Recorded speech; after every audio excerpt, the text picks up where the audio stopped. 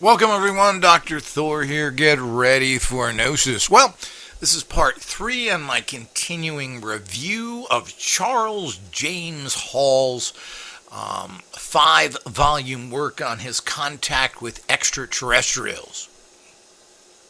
Mostly dealing with the tall whites, as they're called, which is a name that is descriptive.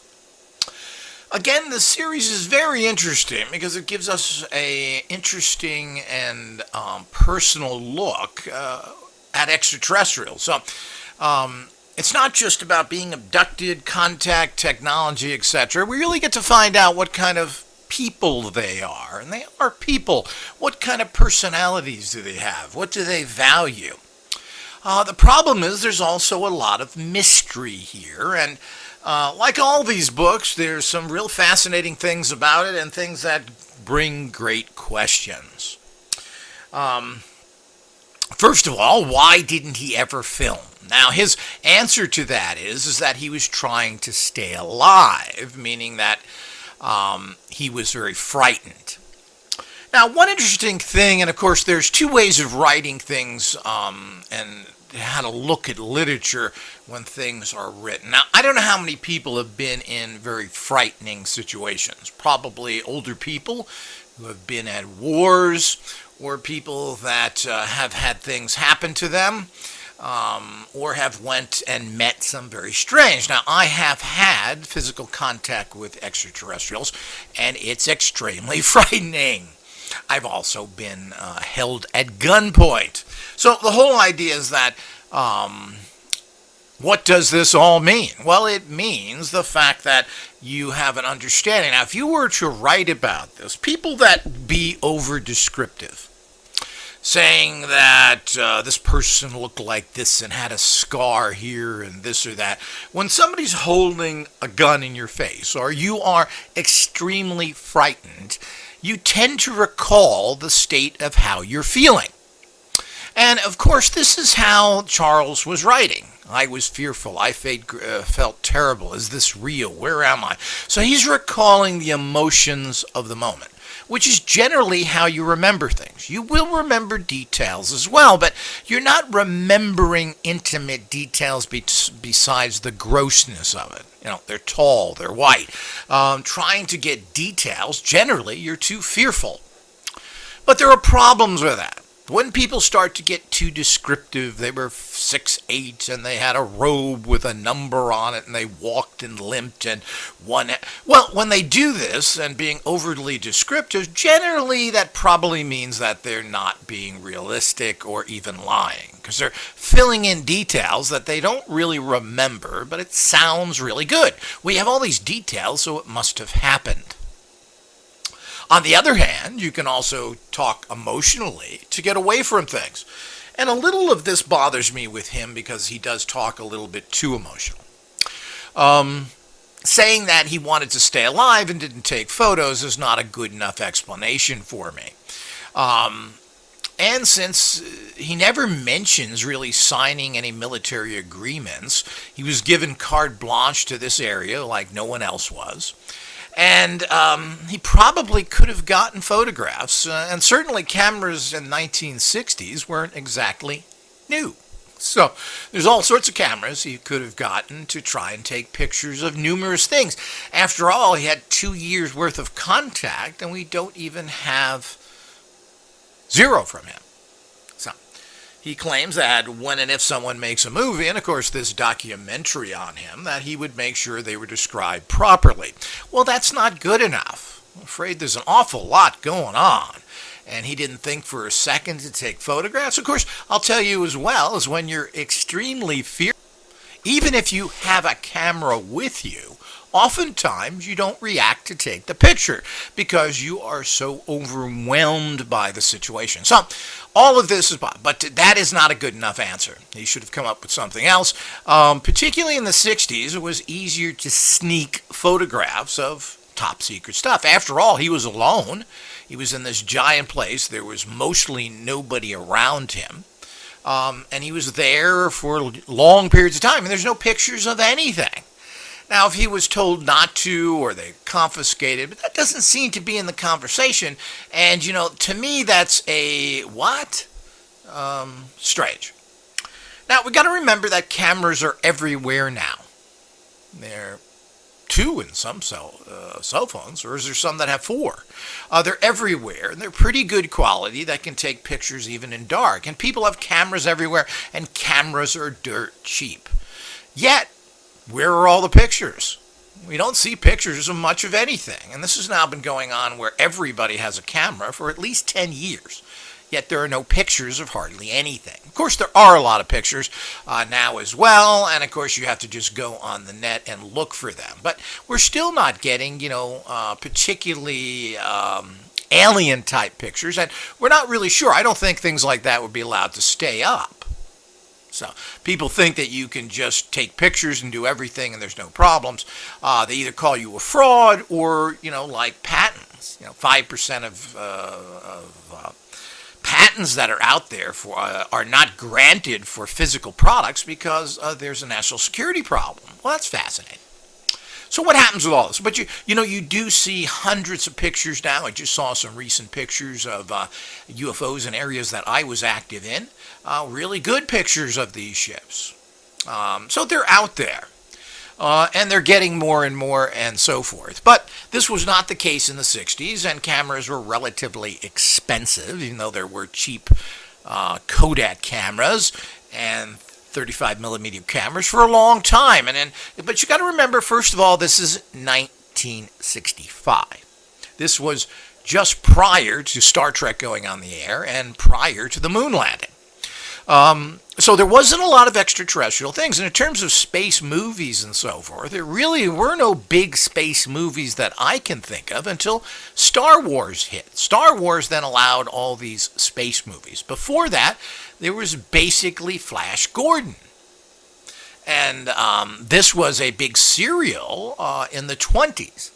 But things never went from there. Matter of fact, Star Wars was supposed to be a remake of Flash Gordon, but he was unable to get the rights to do that, which is kind of interesting. What we got from that was Star Wars. Now, what's good is that it doesn't seem like his descriptions of what he went through is tainted by TV and movies, even though he wrote these accounts down much later. Now, he never kept a diary either, so everything is kind of approximate, and he doesn't really give you exact days or locations because he doesn't, or hours in general. But I'm not sure you need that either. Lots of details is what? What does that mean? Oh, it's more credible. It happened at 6:32 in the morning, so that means it's credible. Well, I don't think so at all. It happened, that's all that counts. People look for details. Doesn't give anything credibility or lack of credibility if you don't have that. So it's quite fascinating when you look at all this. And this is a phenomenon we have to seriously look at because this whole extraterrestrial issue is super, super important. They could be controlling our entire consciousness. We want to think we're in a computer program, some, matrix type reality, and we got these egg-headed fools called scientists with big long papers with their names on it, stating, it's very bright. Certainly could, but we're in a third dimension. We've got liquor stuck in our ears. So the whole idea is that all of these things people want to babble about as some theoretical scientific postulation that's supposed to have some value,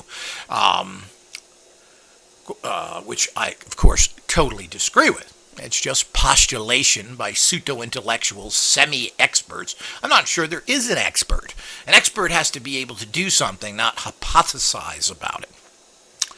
So, we have all this that state that. But we could very likely, the whole reality that we live in has been created by these super beings. All God, spirits, and everything else could be manifestations of there. And the famous parapsychologist Barry Taft from UCLA believes that most of these cases that a lot of people thought were poltergeists and spirits were actually extraterrestrials. And I'm starting to believe this more and more myself. I mean, something is going on here. There's a lot of connection connections to these entities empowering people. And of course, this is something that IGOS is seeking. How do we contact them or make some sort of connection? Because you don't need physical contact, and we'll go into that more here as well. You just need to psychically hook up with them. And we have a beckoning device that kind of draws them in and draws them in safely. But, they're not exactly friendly. They're not exactly looking to help anybody. And that's the one thing that I get from all his books. And there are other confusing factors. Now, he states in his later books, because his initial books, I don't know, the first 3 or 4, used assumed names. But he claims, and states this over and over again, that yes, he changed the names to protect the innocent. But all the information was correct. He just changed locations and names because this is standard procedure, and of course it makes things a little cleaner with him. His last 2 books, he kept actual names and locations, and I'm assuming that these places or people are probably dead. The places are still there, obviously. And it gets down to the same great activities, which always seem to be coming, well, they generally either come out of mountains, which are hard to access, or deserts, constantly. So this whole Air Force base near Las Vegas, what is it, Ellis now? I'm trying to remember that. You're talking about very difficult areas. And a person who lived in the desert for 30 years, the desert is very inhospitable. Even when it's not boiling and you can barely breathe, it has horrible winds that blow you away. So, deserts are kind of a perfect place. And what has been observed with these is they state how unusual it was that humans live on top of the earth instead of in it. And of course, they're right, because in the earth is a perfect climate. You don't really need much heating and air conditioning if you go underground, and people who live in very hot climates generally do that. They dig in, they have caves and other things where the temperature is pretty much around the clock and around the year the same until you step outside of that. So it makes a lot of sense, and of course it gives them a greater protection, and of course you don't see them. So seeing crafts go into the earth, which I've seen many times, there's a place where I will disclose here in the near future where you constantly see light beams, balls of green light, go into the earth. And this has been witnessed thousands of times and can still be witnessed as far as I understand in this location. But it makes sense that you would be that way you wouldn't have to be exposed to the environment. Now, these beings, the tall whites, like higher radiation environments. And that's interesting unto itself. Now, they claim to have these glowing suits, which seems to be odd to me, unless there's a reason for it, because it makes you a spectacle. A glowing white ball in the middle of a super dark, or not even a ball, many balls, many things, in the middle of a pitch black desert. They're worried about security? So I have to wonder about that. Is that some part? Now, he states, Charles does, that this is part of their technology. They're wearing these biosuits that create things. And I've been watching carefully what kind of psychic abilities they have. And apparently, as has been noted with a lot of extraterrestrials, they are very psychic and can detect you and your thoughts, reading your mind 20, 30 miles away. Now, this has always been stated. Now, a lot of ways that I had contact with particular groups was not physical all the time. I didn't really want that. It's too frickin' scary. But when I needed information, I went out to Giant Rock to a particular location near there and psychically projected and asked them questions, and they would answer me. They didn't pop up in front of me. Occasionally, you would see some sort of ships or what appeared to be UFOs in the sky. But the bottom line is that you would get the information. And this was not a delusion. They were communicating with you because they were tuned into you. Why wouldn't they do that? People have a really false understanding of the great power of psychic energy, and how it is not Hertzian nonsense. It's a super energetic field that permeates everything. We've already proved this. Psychic research, particularly by remote viewers, they put people in submarines. They put them in bank vaults thousands and thousands of miles away, and they got the messages through. Does everybody get that? Now, I'm not doing this to talk about extraterrestrials. I am seeking empowerment. So that's what we're looking for here, and that's how I read everything and why it's so important to listen to someone like myself, because I'm not looking for mundane or interesting information. I'm looking for what makes these people tick and ultimately what gives them their empowerment and how do they function. So they were, and he's proved that they were able to read his mind through different things he went through, at least 20, 30 miles away. So they had contact with him, they knew where he was and what he was thinking.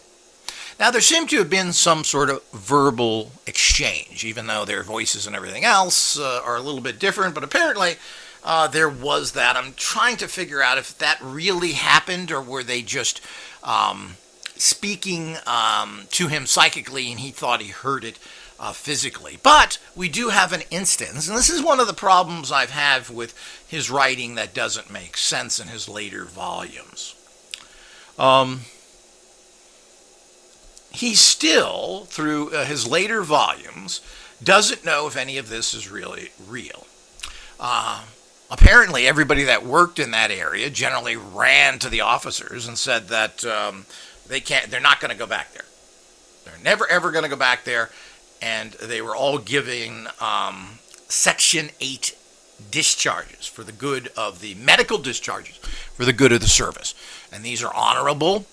I don't know if you get benefits or not. It seems to be a little cloudy. But you got a discharge for that. And this happened to many, many people. And eventually he went in there because of some sort of problem. And apparently they all knew it. It was kind of just a game. So they all admitted, and of course he asked the officer that gave him certain psychological tests because this was part of what they were doing. The people that worked there were guinea pigs. Oh, what a surprise. The military, usually they just drug you up thanks to people like Terrence McKenna with some sort of chemicals and then see what you do, or give you venereal disease like they did with the black pilots. It goes on and on and on. So is this a surprise? Makes sense that they do this. So again, the story tends to be more credible.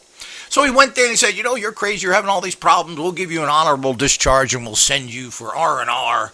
We'll let you out on a Section 8 cuckoo and send you to Hawaii. So they're nicer than most things. After all, they didn't plug his, or maybe they were going to do that in Hawaii. I don't know. Maybe they didn't give him drugs, they didn't zap him, or whatever they're going to do. Even though it's kind of interesting that his reward was not Hawaii later. He got transferred to the war zone in a hot forward base, which I find bizarre as well. So I don't know if he, but that's typical of the goofball military, when he could have got out on a Section 8 and went to Hawaii for a few months. You got to remember, he's in the Air Force, but apparently the Air Force actually did fight in Vietnam. They had forward Air Force bases, I guess, and they were like Army. They were in the front lines in fire bases, shooting at people with guns. Now they stand in the mall with a video controller and bomb people. Or kill them from 10 miles away from their little jets. Then they go bowl. So the whole idea is that this is the kind of interesting facts. But even in his later volumes, he's saying the same thing. Now, and he had the full run of the place. So he went through this, which is a little interesting story here. And they were going to give him this Section 8, and he apparently had an excellent memory he was alluding to. That he remembered all this. They were a little bit concerned about him because he remembered everything that other people did not or refused to state. So that made it the officer, who refused, by the way, to identify himself, which is very typical of corrupt officials. I've had this with local police here who won't tell me their name because they're criminals. So the whole idea is that all of these things that go on here makes the story credible. So, but he said, look, I come from a poor family. I want to stay in the service. I expect to graduate and go to school, which I need the GI Bill to do. Now, I don't know if a Section 8 meant that he didn't get actual benefits or not. So I don't know. It's a little bit confusing. If you get an honorable discharge, does that mean that you don't get benefits? So I don't know. So that's something interesting.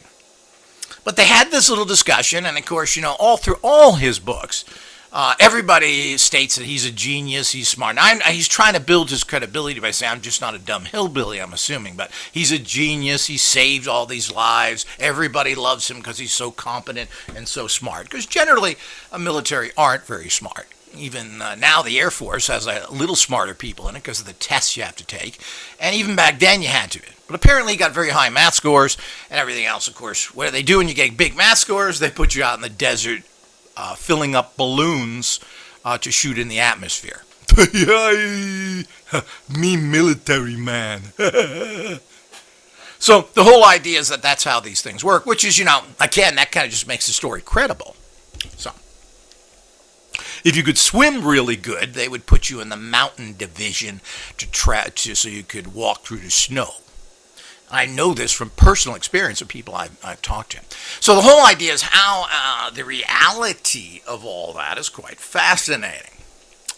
But here's one thing. There's a couple of things, of course, that make me question. First of all, there's a lot of contact here. Everybody's very afraid of them.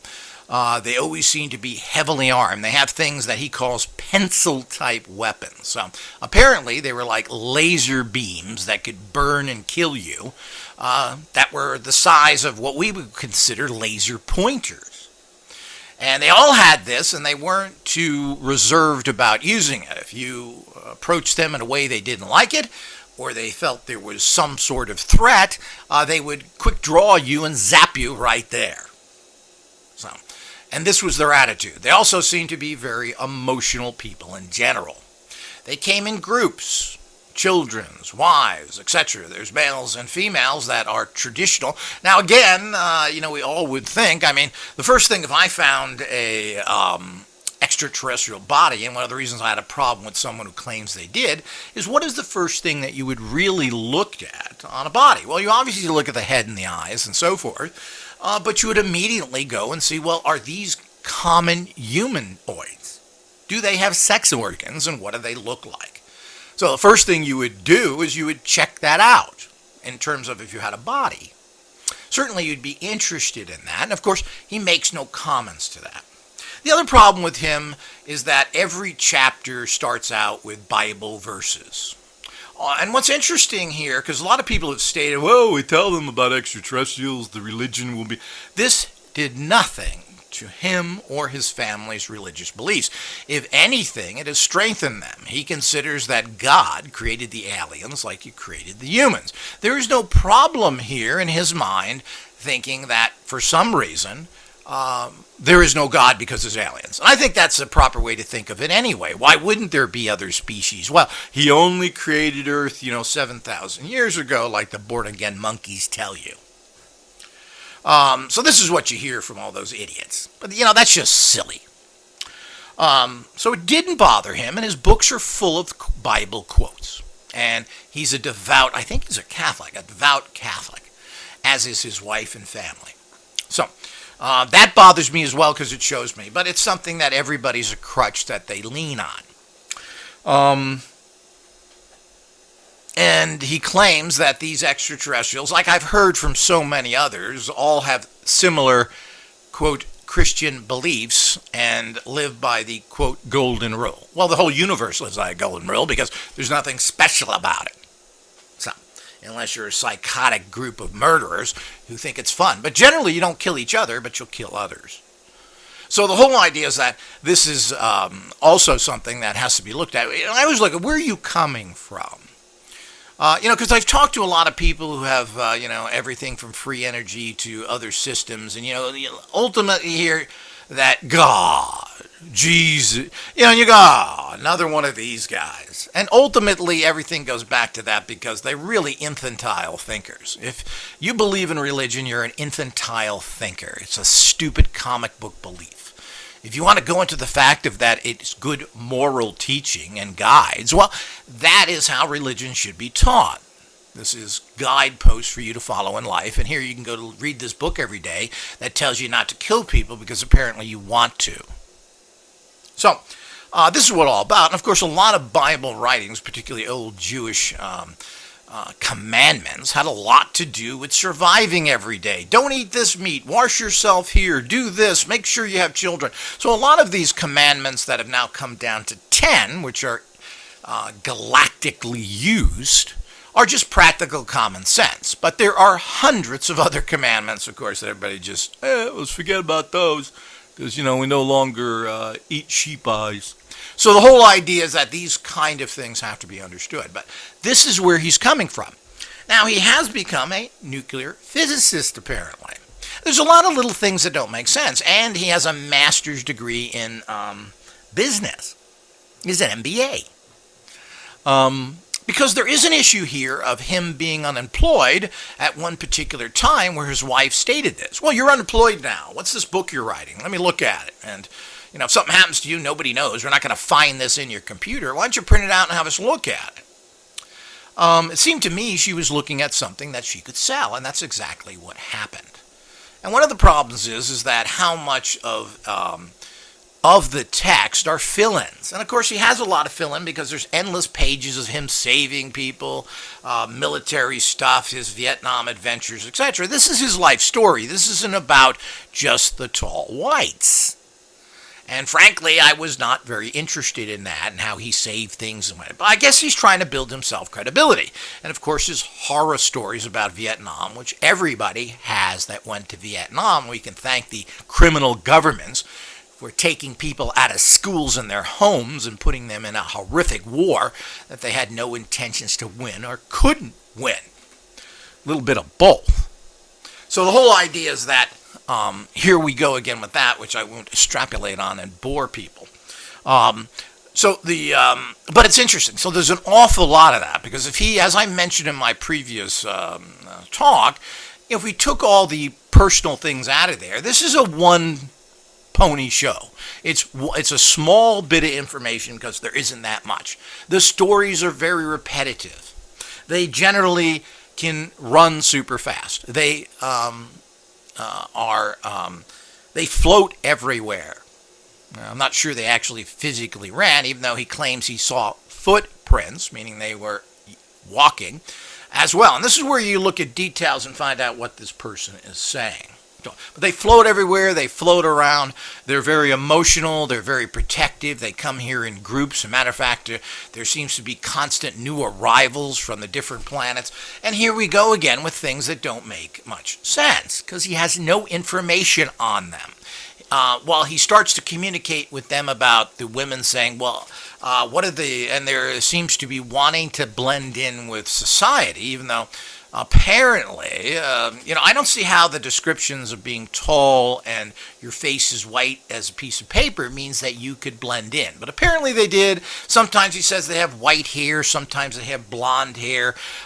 He claims to also have met the 24 teeth, what are called Nordics, which look very much like humans, almost identical. But that's a different group. And it's interesting how he all of a sudden met them as well.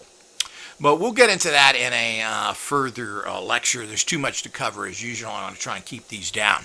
But the point is that here's the other So he had into conversations, and they were not going to tell him anything. They were giving no information. Now, these are people that have been here for literally hundreds or thousands of years.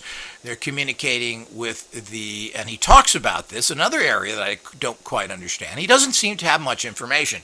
They never told him what planet he came from. They came from. I forget if he said they were 50 or something, 50, 100 light years away, that's where they came from, and there was different planets. But there was never any location of these as a general understanding. And they wouldn't give him information. And he apparently didn't press it or ask. As a matter of fact, he didn't ask hardly about anything personal. And it seems to me that there would be endless questions. And he's communicating with them and showing them catalogs and talking about dress, talking about clothing, talking about going into Las Vegas with them, what roads to take, yet nothing ever comes up. Where do you come from? What are your belief systems? What is this? What is that? Well, he got a little bit into that, and of course they told him, and all extraterrestrials, yeah, we believe in the Jesus thing. So they all say that. And obviously we know why. Of course, you're not going to tell people that, like the bad Twilight Zone movie where they came to serve man. And Serve Man was a cookbook. So the whole idea is that, so they have these bases, they're communicating. He apparently has had some people who's contacted him stating that they were involved in some of these projects themselves. But, these are just internet things we don't know. Apparently anybody he worked with, all these people went out of there, got Section 8 discharges, and left. There was no one else there, and I don't know what happened after that. And of course, this area is potentially closed there. This was a bombing range. Conveniently, of course, that's a great way to keep people out of it in aircraft because, this is a bombing range. So, and of course, what a better place to have underground bases to hide something because this is dangerous. Don't go there. There may be unexploded ordnance hanging around. But they floated around. They had children. There is a noting that they seemed to they laughed. They had a sense of humor in some of it, but they would laugh at things. Well, I think that's important to understand, that these aren't Spock-like idiot comic book creatures that are in bad TV shows. I always thought Spock was a joke. Who wants to be a computer? So the whole idea is that apparently they were very emotional, tended to violence, and they, of course, also had a sense of humor. Now, he talked about them, he talked about one meeting, and then, which, as I said, this is a major thing that's kind of goofy. And we have to say to this, well, what does this mean? And the fact is that apparently some generals were always in contact with them, and they had meetings with them consistently. And he was standing next to the generals at some distance or not when they were speaking with the tall whites. And this was before the moon landing. And he claimed, and all he said is that they were talking about the moon landing and how and what kind of assistance they could get or whatever was going on. I'm not sure. But see, I'm not sure because that was it. He gives you one line that he heard about the moon landing stuff. So he heard the whole conversation and was close to these people. Yet there's no conversation of what they really said and what they really did. Now, right after that meeting, which was with several generals and the staff of the Tall Whites, he's talking about this is all fake. This is I don't believe any of it. Is it real? Well, he's standing next to the generals. They're having conversations about things that are going to happen. Why is he doubting that this is real? And he goes on for a whole book doubting what's happening to him if this is real. They're traveling around the bases. They're going into the churches on base. They're all over the place, floating around these white balls of energy, which you couldn't miss in a desert. The only thing you're missing is a band screaming music out. This I have problems with. So why is he still doubting if these creatures are extraterrestrials are real, if this is happening or not happening? Well, obviously, is this whole thing you're doubting? You're doubting that these officers are real, that he's seen many times communicate with them? So it doesn't make any sense whatsoever, but, he was the perfect sucker as well. Kind of this goofy, autistic, semi-smart guy that they let roam the entire area because they felt he was safe, and he was one of the few people that didn't go bonkers and run out of that area screaming from these extraterrestrials. Now, the other thing we need to note is they don't seem to be very friendly. While they're talking about clothes and going to Vegas to do some partying, not much else is going on. This seems to be pleasant conversation, but we're not getting any information from them, and he doesn't seem to be interested in any information about them whatsoever. Well, that's odd. No pictures, no information, no asking questions. Don't you think you'd get to that stage? But he's claiming he was so fearful, but he still thinks he's living in some sort of dream. Well, I don't get that at all. That seems to be a problem. They did talk about the the reality of the fact of where they came from, at least not in specifically, but in the number of light years away. And he asked, well, how long does it take to get here?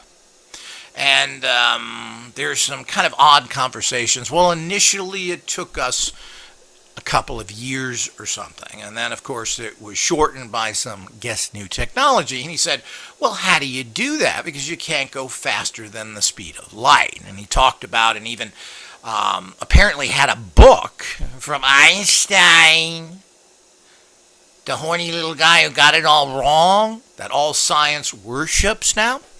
Well, he showed that information to them and talked about it, and they thought that was the funniest thing they had ever heard.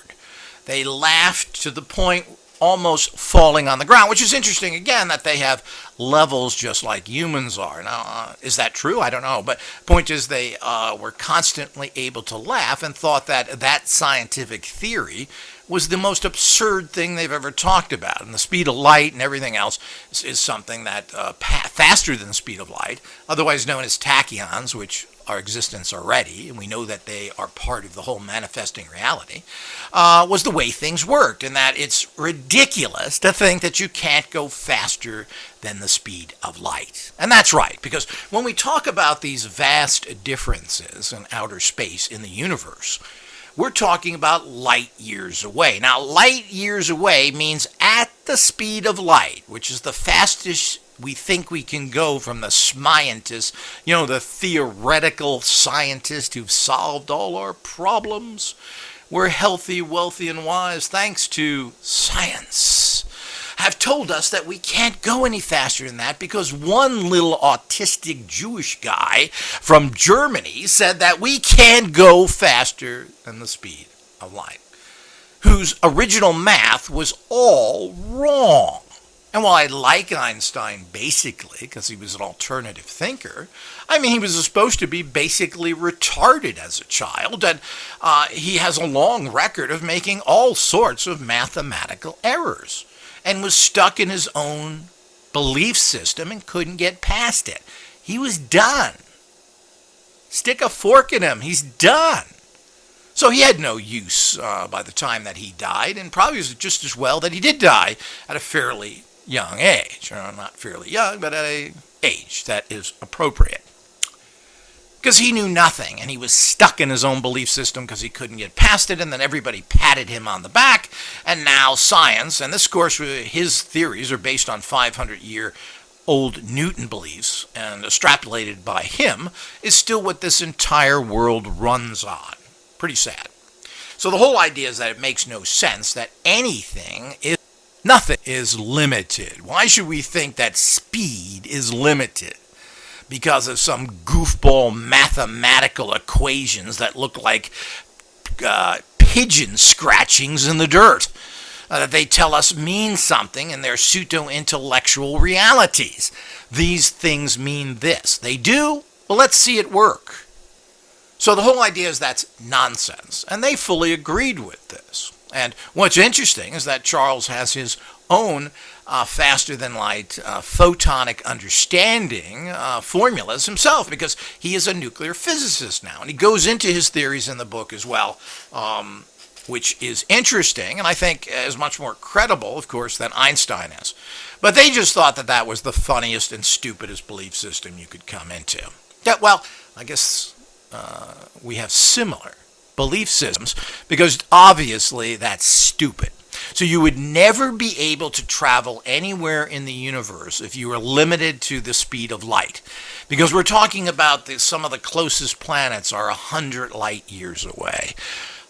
Going at the speed of light, which we can't even go that fast anyway, per scientists, even though we can, and we go faster than that now, and of course there's anti-gravity, etc. As I've always said, this is proven.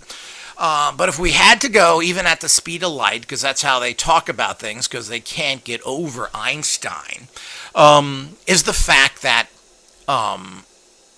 they're hundreds of light, thousands of light years away. These are things that are impossible. So let's say you had the best and finest ship and you're going at the speed of light. It would take you 100 years to get even a tiny way in this galaxy. Well, that means you can't do it. It means your entire life is that. So you'd have to, again, either have generations that live on a ship, or we have to, as and we see in most science fiction pictures, that people are put to sleep for hundreds of years, which I'm not sure is even possible when it gets that long. Can the physical body be sustained? Well, I tend to doubt it if you're going to be 100 light years. So 100 years you're going to be in suspended animation? So it seems to me that the physical body could never handle that. So you end up having, what, families on there that you have the third generation is going to be the one that's going to reach your goal. So the bottom line, if you think that way, then everything else is impossible and you're not going to. Why bother? But we do know that extraterrestrial groups that live hundreds of light years away are getting here, and they're getting here in quick periods of time.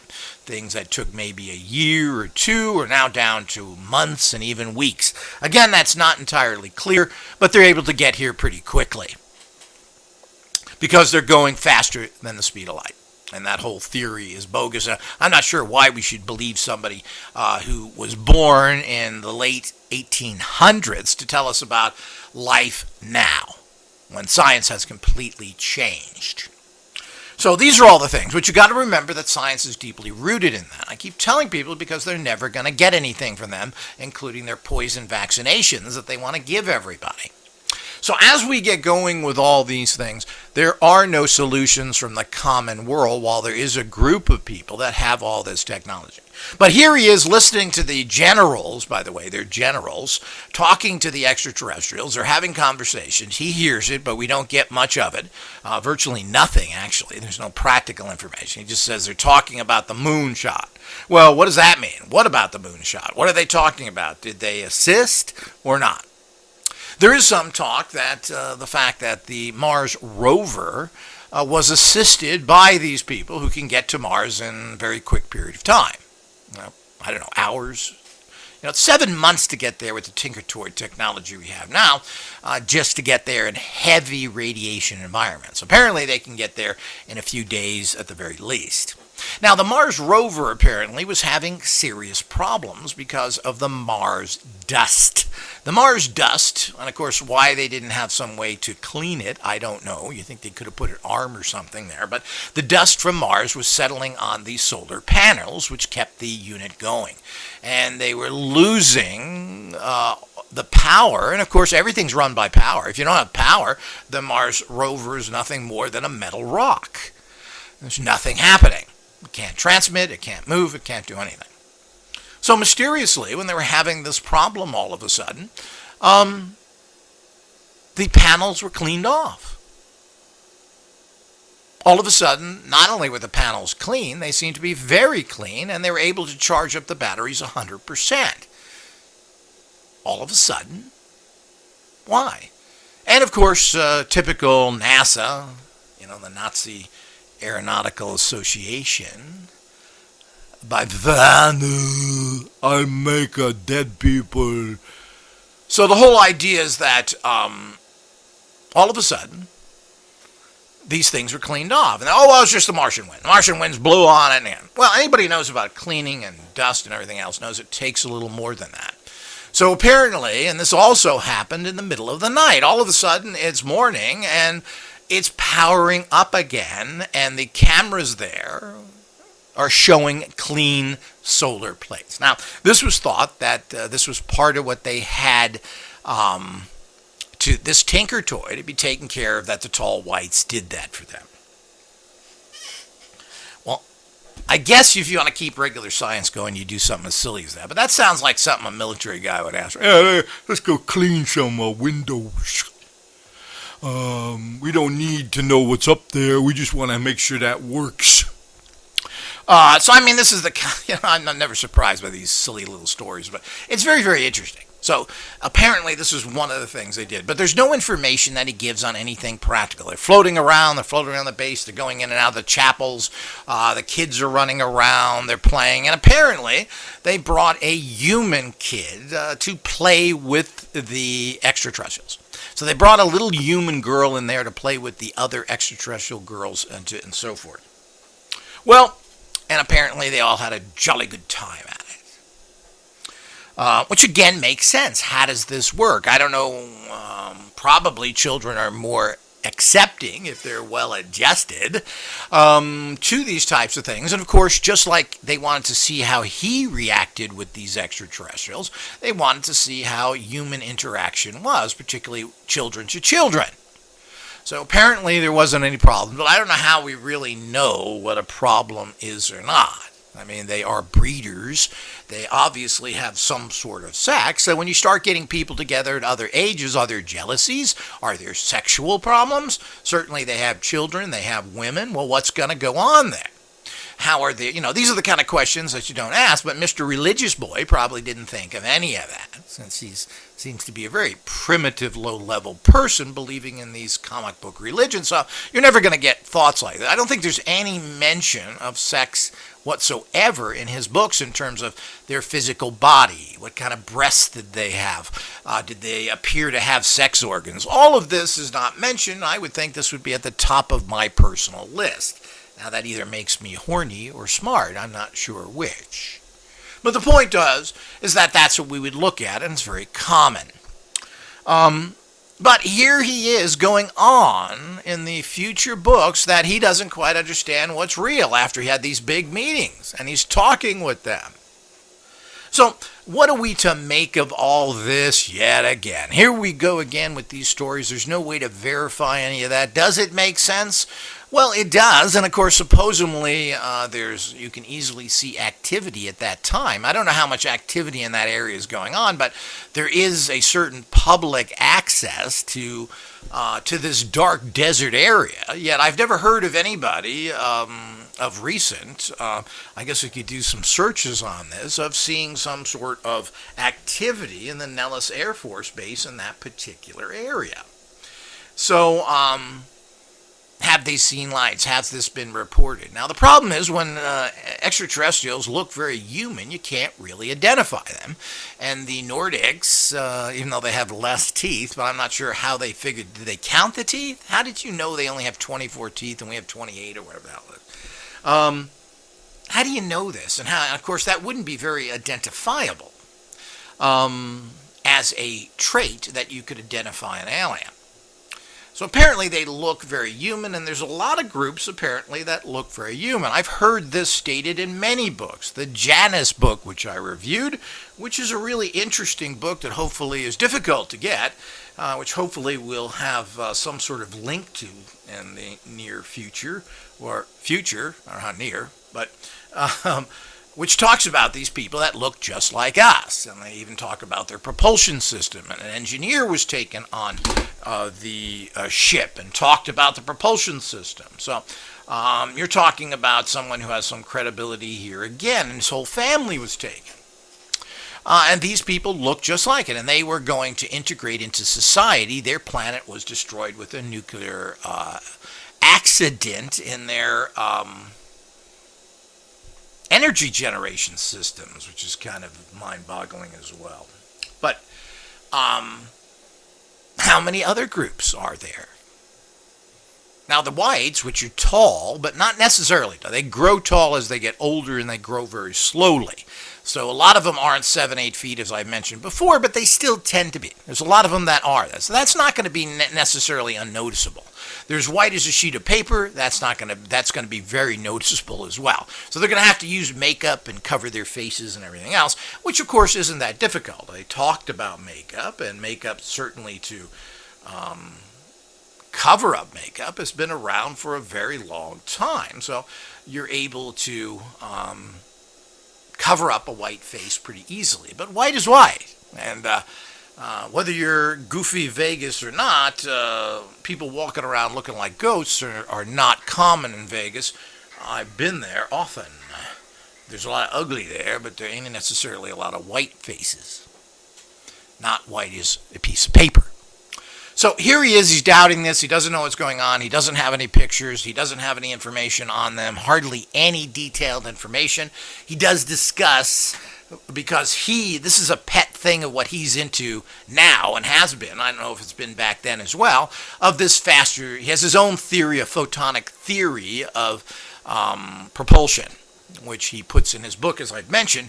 I don't know back then he didn't have any of this education or anything else, but maybe he had some theories. It's interesting that he would talk about Einstein's theory and the speed of light back then when he was just a balloon guy and didn't have any higher education or anything else, even though he's a mathematical guy and apparently smart in that area and that he had a huge IQ and all this stuff. So, he's a genius. He seems to me to be a little autistic, but a lot of very smart people are kind of weird. And he comes off weird to me. So, his personality is odd. You wonder if he's one of them. But with the odd personality that he has, or some sort of extraterrestrial, including his wife, who's a little weird, by the way, and kind of tall. Some things are stranger than fiction. But as we talk about, so he goes into that, and I find this very fascinating that he gets into these things but we don't have it. And the problem is it's the same story since he has very little information. They're floating around everywhere. They're doing all their stuff. They have these suits that glow, apparently. But as I said, the important things is that they have strong psychic abilities. He thinks that it may have been in their suits to create psychic abilities using technologies and using sensing, which of course would be very interesting that their psychic abilities were empowered through technology, but that's a guess. He didn't talk about that.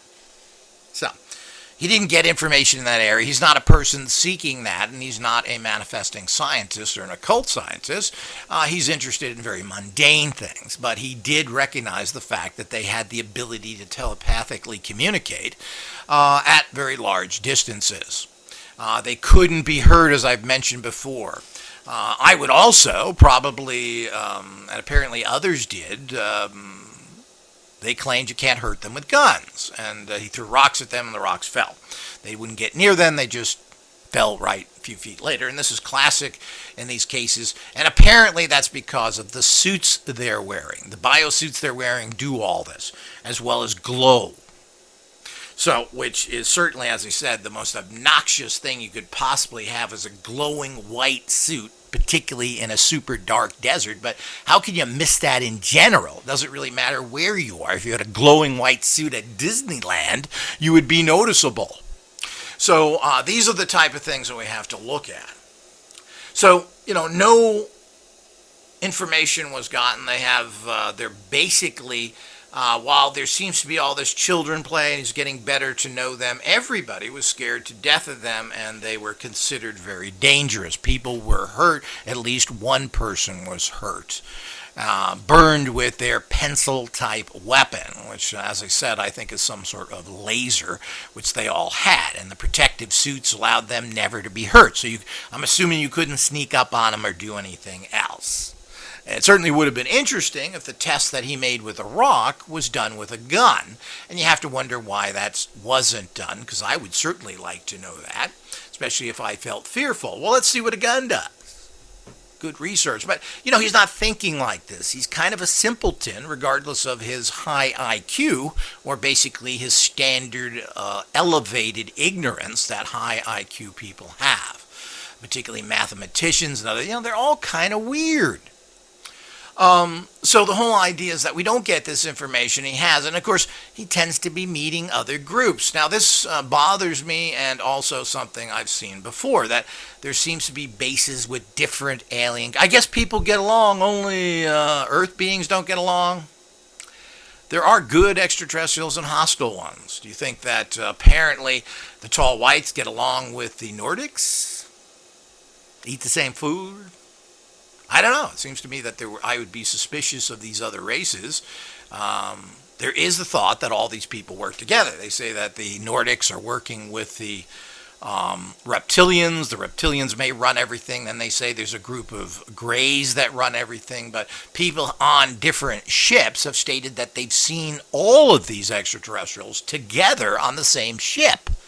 Well, that's interesting. So that, again, if that is the case, then that means him seeing other groups is not surprising. So here we go again with some very big questions here. And of course, there's no photography whatsoever.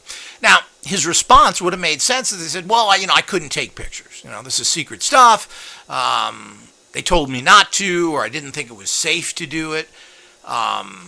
To say that he was too busy surviving sounds to be a cop-out and very typical of his kind of autistic answers. Seems to me that when you're going years after years, you have people there, you're seeing them with generals, that taking pictures would be normal, even if you're only taking pictures of where you were staying in these remote areas. So, it doesn't add up. Now, the other things that doesn't add up is a lot of these distinguishing features that apparently they were trotting around doing things.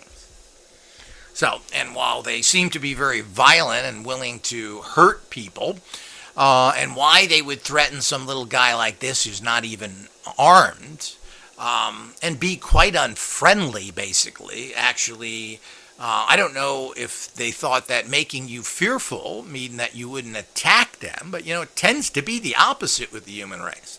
They weren't being all that nice. Apparently, the females were nicer, and he had some conversations with them, which was interesting and stereotypical again. But, the universe probably is the same. Females probably have similar traits all over the universe, and I'm sure males have similar traits as well. The guards and everything else that they talked about, and he talked about having guards and mechanics, were all males. The guys carrying the guns, and he claimed that they carried different weapons, shoulder-fired weapons as well, apparently, rifle-like weapons, were all big guys. So, isn't that interesting? So we just don't know. And of course, everybody is protective of their own and their children, so that's a normal response. But this feeling didn't go away, even though apparently he saved the life of one of the extraterrestrials, a guard who apparently got sick, and he found a lost child. You'd think they would have been treating him a little better. And of course, apparently there is nuances of that. They kind of trusted him. They were around him more, so there's little instances of this. But there is no information. We're not getting anything from it. We don't get good descriptions, except for they're they tend to be tall, which takes them many, many years to grow to that height, literally hundreds as they get older. They tend to be frail, since they're not muscle-bound and they seem to travel by floating. There seems to be some sort of muscle problem, so they are frail, and they get hurt easily, and they take a long time to heal, which again is kind of contradictory if you have advanced technology. They can't heal themselves faster, and apparently they can. But, not everything in life is perfect. Yeah, they're advanced, but their physical structure requires them to heal longer. But they live 800 years, so what does that mean? A couple of more years of healing you add into the mix? So everything is relative. And we have to keep that very much in mind as being part of this whole mix here. One of the things that bothers me, which I'm investigating now and will report on in his last book, is that all of a sudden now he's meeting Greys. Now, are the Greys working with the Tall Whites? What is the full story there? And what is going on? And as I said, there's a big intermix of a lot of politics and his horrible time in Vietnam and all the things that go with it. And it still is interesting, which doesn't seem to have changed. Obviously, he went to Vietnam, but after, and I'm not sure how that concluded, but after he transferred out of this place, and I don't know if he asked for it or not. There's a lot of information here. You got 6 books here. It's hard to remember all that's in there. But as I said, they sent him to a forward air base that is a hot section, and he got sent there. They originally told him that they were going to send him to more of a back Air Force base, a base that wasn't really something that got attacked all the time, instead of a forward base, which are the ones that get attacked. They told him that. But when he got there, his orders were changed that he went to this danger. Now, was this done deliberately? It certainly would cover up their stories if he was killed. Apparently, he got a medal for withstanding 35 attacks by the enemy and surviving that war as best anybody survives war after you see the horrors of war. So, and he was very, with his autistic, over-religious attitude, he made a lot of judgments on a lot of other people and got into a lot of conflicts. So, very kind of immature-ish, because, the world is this sewer, and if you're going to act like a Boy Scout, there's going to be a real problem there. Now, why did they do that? Why did he end up in a forward base being this highly intelligent mathematical whiz with a super high IQ unless there was some, well, let's hope he gets killed. That way, dead men tell no tales. So that'll conclude this now third chapter in this, and I'll fill you in on the rest of this is what he talks about meeting the Greys. So he's met the Nordics, which has been detailed somewhat. I'll probably go into that again.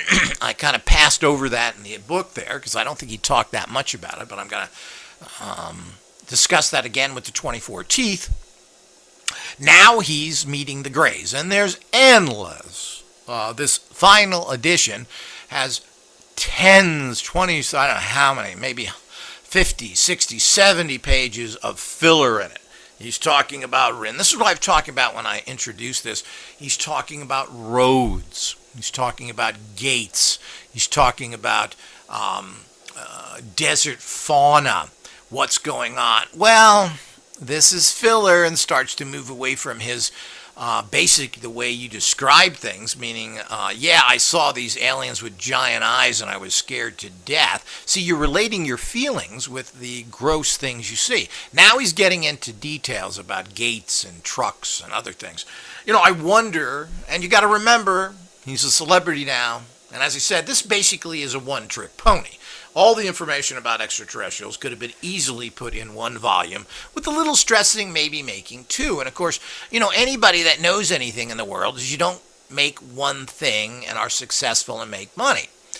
He appeared to want to make money. The motivation for releasing this information appears to have been monetary. He was unemployed, and his wife wanted him to make money. She read the book and say, not that she said it in all the number of words, but she said, well, this is a great story. We can make money with it.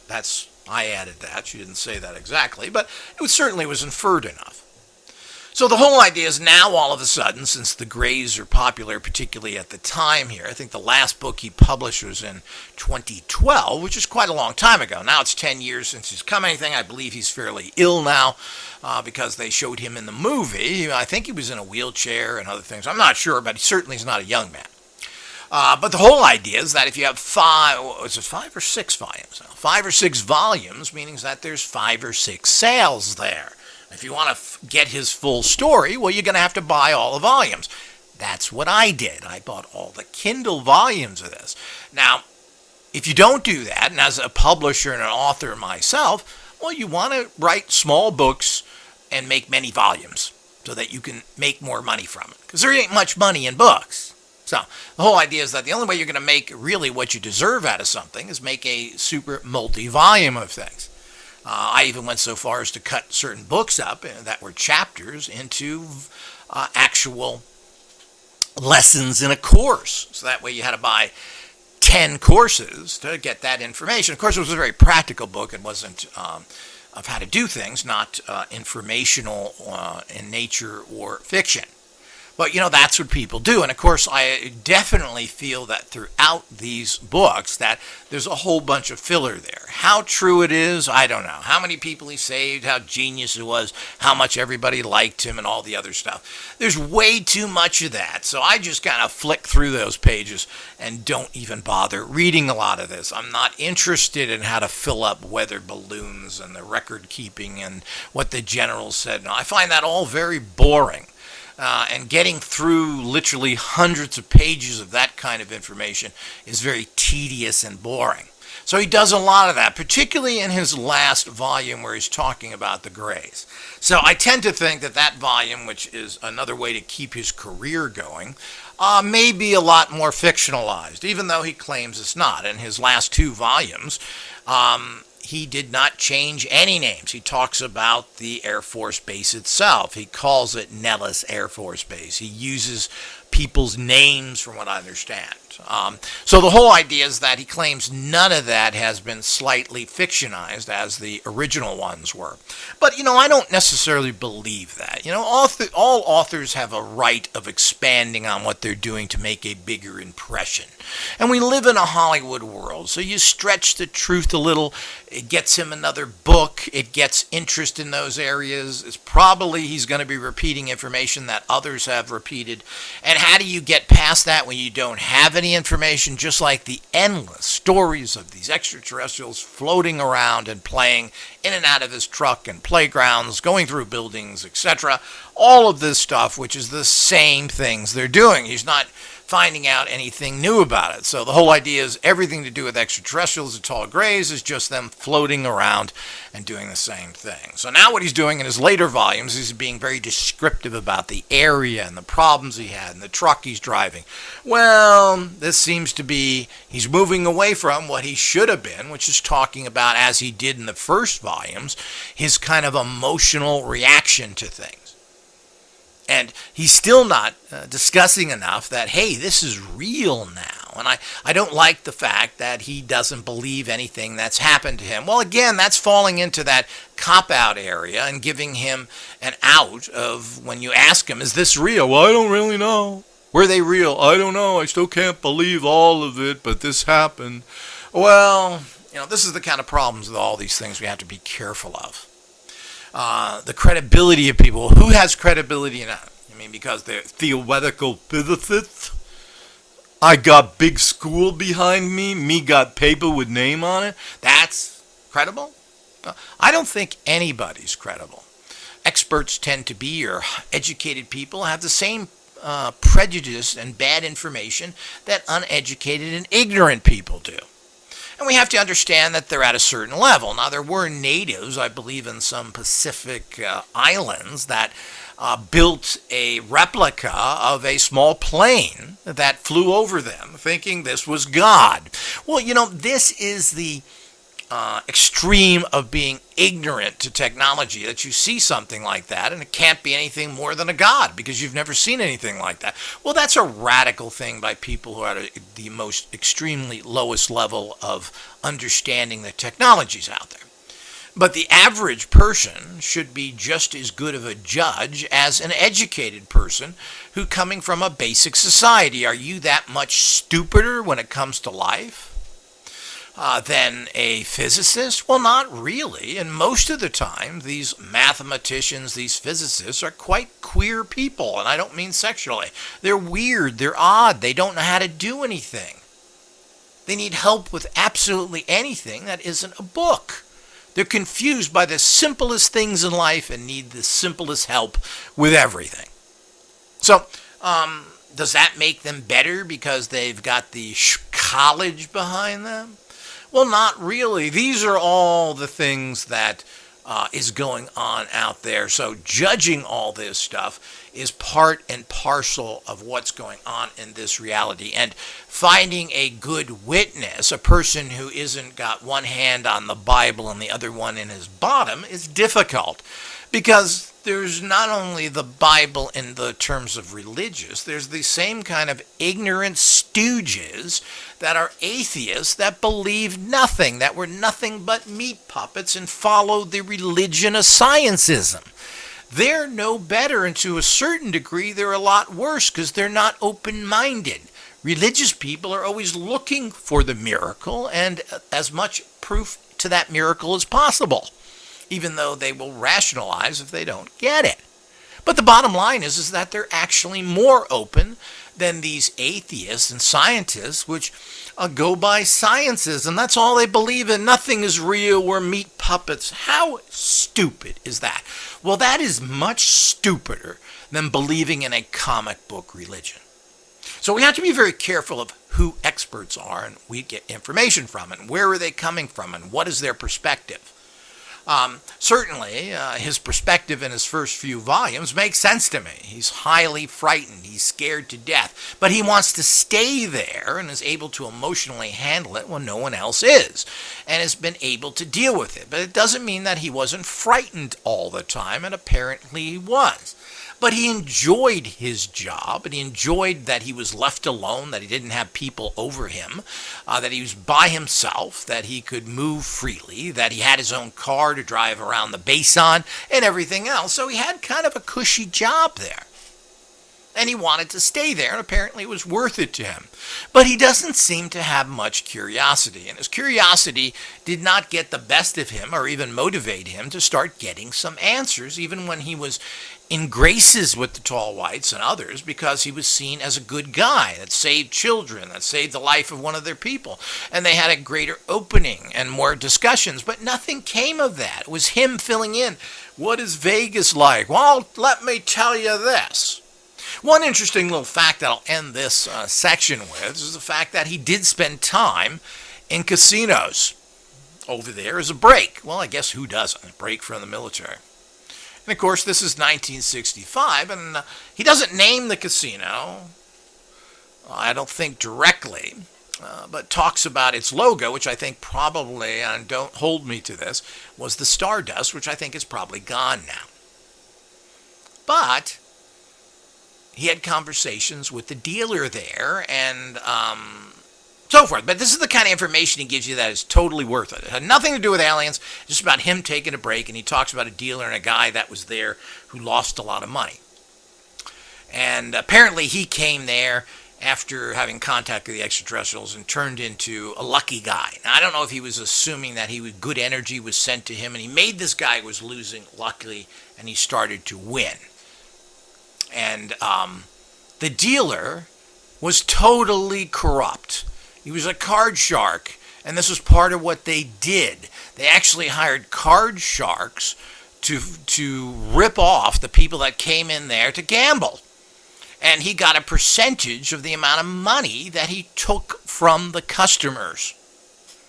Wow. You know, I keep telling people this. What you think is going on out there isn't. Everything is horribly corrupt. Everything is fixed and something is going on. If you think people winning the lotto or winning that randomly, you're wrong. Now, I don't know how much of that still goes on in Vegas, but it certainly was very active in 1965. Now, 65 was that was old Vegas. And there wasn't that much going on there. I mean, Vegas didn't have a huge explosion basically until the 90s when they started building all these hotels everywhere, but they certainly were there before and had the big places. But apparently this was common, that they didn't even give you a chance to play against, even though the odds are in their favors. They hired card sharks who could give you any card they want to. And there are people that can do that. If they want to give you an ace, they give you an ace. If they want to give you a 10, they give you a 10. And there are ways of doing this with these card sharks. And he had a whole conversation with the dealer about this, who was pissed off because he was ripping off this guy. And for some reason, Charles knew it and was influenced the fact that this guy quit after he had lost about $20,000, which is a lot of money now, and of course in 1965, which probably was equivalent to more like $100,000 today. But these are the kind of tidbits that I always look for. So here it is, the actual dealers in the top hotels in Las Vegas in the 1960s. It was crooked. And probably everything else. Roulette, you've seen those old movies where they have a little button they hit and it slows the wheel down. Think that's fiction? Well, it ain't fiction. Everything's fixed. The machines are fixed. The dealers are fixed. How much of that is still going on? Well, I don't think anything really changes. They may not have card sharks doing this deliberately, but they certainly manipulate everybody. And of course, the dealers are trained on how to psych you out. They'll send women over to you with their tits hanging out. They'll try and get you drunk. They'll bring in nasty people to your table if you're winning who make fun of you and make jokes and distract you. This is a known commodity in modern times. They may not be doing this because I guess they could be caught. And there becomes a problem in modern times doing that kind of gross fraud.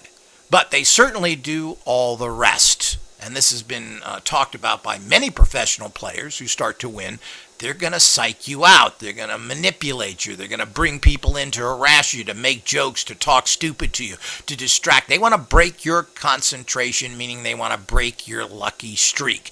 This is known. Have we now confirmed it again in the most weird place we could possibly find out that things are corrupt from an extraterrestrial book written by a nuclear physicist who was there in 1965? That's right.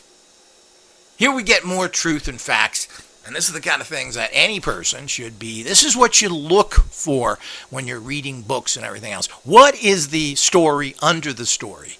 And what does that mean to our reality today? So I hope everybody enjoyed this. New adventures and descriptions of the other volumes are coming.